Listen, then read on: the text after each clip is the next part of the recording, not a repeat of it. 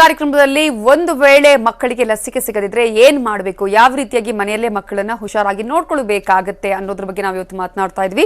ನಾಗೇಂದ್ರ ಅವರು ಕರೆ ಮಾಡಿದ್ದಾರೆ. ನಾಗೇಂದ್ರ ಅವರೇ, ನೇರವಾಗಿ ಪ್ರಶ್ನೆಯನ್ನ ಕೇಳಿ. ನಮಸ್ಕಾರ ಡಾಕ್ಟರ್ಗೆ. ಪ್ರಶ್ನೆ ಕೇಳಿ.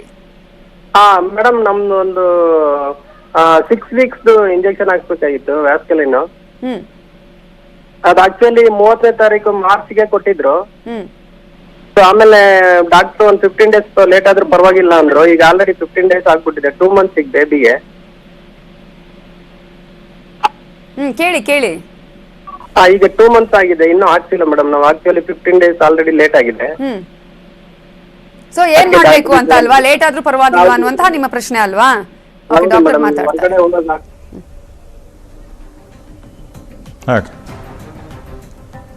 ಹಲೋ, ಈಗ ಆಕ್ಚುಲಿ ಅದು 1.5 ತಿಂಗಳಿಗೆ ಹೌದು. ಅದು ಸ್ವಲ್ಪ ಡಿಲೇ ಆದ್ರೂ ಸಹ ಏನು ತೊಂದರೆ ಇಲ್ಲ.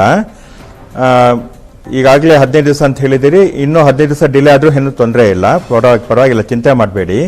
ಆದರೆ ಈಗ ನಿಮ್ಮ ಏರಿಯಾದಲ್ಲಿ ಏನು ರಿಸ್ಟ್ರಿಕ್ಷನ್ಸ್ ಅಷ್ಟು ಇಲ್ಲ ಅಂತಂದ್ರೆ ನಿಮಗೆ ಪರ್ಮಿಷನ್ ಇದ್ದರೆ ನೀವು ನಿಮ್ಮ ಏರಿಯಾದಲ್ಲಿರೋ ಡಾಕ್ಟರ್ ಹತ್ರ ಹೋಗಿ ಈಗ ಬೇಕಾದ್ರೂ ಹಾಕಿಸ್ಕೊಳ್ಬಹುದು. ಓಕೆ, ಇನ್ನು ಸವಿತಾ ಅವರು ವಿಜಯಪುರದಿಂದ ಕರೆ ಮಾಡಿದ್ದಾರೆ. ಸವಿತಾ ಅವರೇ, ನೇರವಾಗಿ ಪ್ರಶ್ನೆ ಕೇಳಿ, ಡಾಕ್ಟರ್ ಇದ್ದಾರೆ, ಆನ್ಸರ್ ಮಾಡ್ತಾರೆ. ಕೇಳಿ, ಪ್ರಶ್ನೆ ಕೇಳಿ. ಸರ್, ನಮ್ಮ ಮಗುಗೆ 2.5 ತಿಂಗಳಾಯ್ತು, ಇನ್ನು BCG ಹಾಕ್ಸಿಲ್ಲ. ಅಂದ್ರೆ ಯಾವಾಗ ಹಾಕ್ಬಹುದು, ಪ್ರಾಬ್ಲಮ್ ಆಗುತ್ತಾ ಏನಾದ್ರು?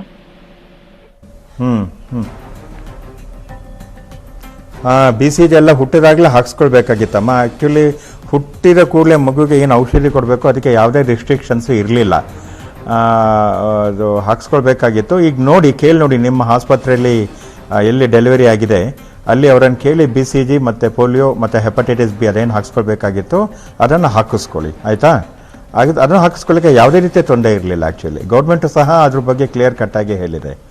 ಓಕೆ, ಕೇಳ್ಕೊಂಡು ಹಾಕಿಸ್ಕೊಳ್ಳಿ ಅದನ್ನು. ಓಕೆ ಡಾಕ್ಟರ್, ಈಗ ಸಾಕಷ್ಟು ವ್ಯಾಕ್ಸಿನೇಷನ್ಗಳಂದ್ರೆ ಈಗ ಡಾಕ್ಟರ್ ಒಂದು ಡೇಟ್ ಅನ್ನ ಬರೆದು ಕೊಟ್ಟಿರ್ತಾರೆ, ಆ ಟೈಮಿಗೆ ಈಗ ಹಾಕೋದಿಕ್ಕೆ ಆಗೋದಿಲ್ಲ, ಪೋಸ್ಟ್ಪೋನ್ ಆಗ್ತಾ ಇದೆ, ಲಾಕ್ಡೌನ್ ಕೂಡ ಕಂಟಿನ್ಯೂ ಆಗ್ತಾ ಇದೆ ಅಂತ ಹೇಳಿ.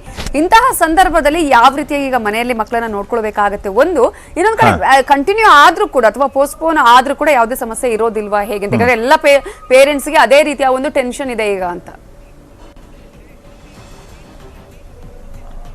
ಹೌದು, ಎಲ್ರಿಗೂ ಟೆನ್ಷನ್ ಇರುತ್ತೆ, ಹೌದು ಅಂತಿಲ್ಲ.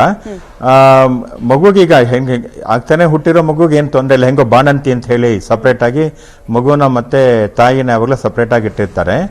ಆದಷ್ಟು ಮಗುನ ಬೇರೆಯವ್ರು ಬಂದು ಎತ್ಕೊಳ್ಳೋದು, ಮುದ್ದಾಡೋದು, ಆ ರೀತಿ ಕಾಂಟ್ಯಾಕ್ಟ್ ಅನ್ನ ಬರೋದನ್ನ ಅವಾಯ್ಡ್ ಮಾಡ್ಕೊಳ್ಳೋದು ಒಳ್ಳೇದು. ಆದಷ್ಟು ತಾಯಿ ಹೆಚ್ಚಿಗೆ ಅಂತಂದ್ರೆ ಇನ್ನೊಬ್ರು ಮನೇಲಿ ಇನ್ಯಾರು ಒಬ್ಬ ದೊಡ್ಡ ಇವರುಗಳು ಅವರಷ್ಟೇ ಮಗುನ ಹ್ಯಾಂಡಲ್ ಮಾಡ್ಕೊಂಡು ಉಳಿದರಿಂದ ಸಪ್ರೇಟ್ ಮಾಡಿ ಇಟ್ಕೊಳ್ಳೋದು ಒಳ್ಳೇದು.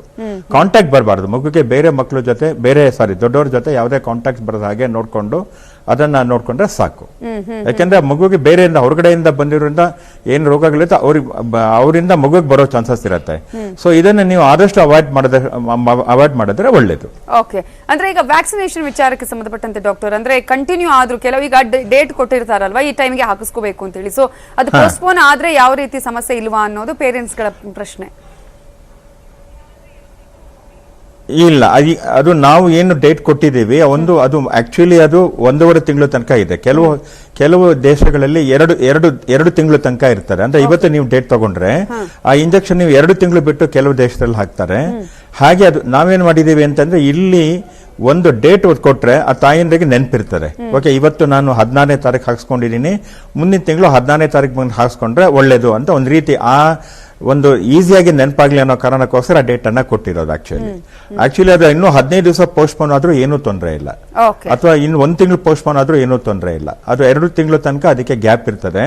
ಆ ಕಾರಣಕ್ಕೋಸ್ಕರ ನಾವು ಅದ್ರ ಬಗ್ಗೆ ಚಿಂತೆ ಮಾಡಕ್ಕೆ ಹೋಗೋದಿಲ್ಲ. ಇದು ಒಂದು ಸಹಜವಾಗಿ ನಡ್ಕೊಂಡು ಹೋಗ್ಲಿ ಅಂತ. ಯಾವ ಡೇಟ್ ಕೊಟ್ಟಿದ್ವಿ ಲಾಸ್ಟ್ ತಿಂಗಳು, ಈ ತಿಂಗಳು ಯಾವ್ದು ಇದೇ ಬರದೇ ಇರ್ಲಿ ಅನ್ನೋ ಕಾರಣಕ್ಕೋಸ್ಕರ ಡೇಟ್ ಅನ್ನು ಕೊಟ್ಟಿರ್ತೀವಿ ಅಷ್ಟೇನೆ.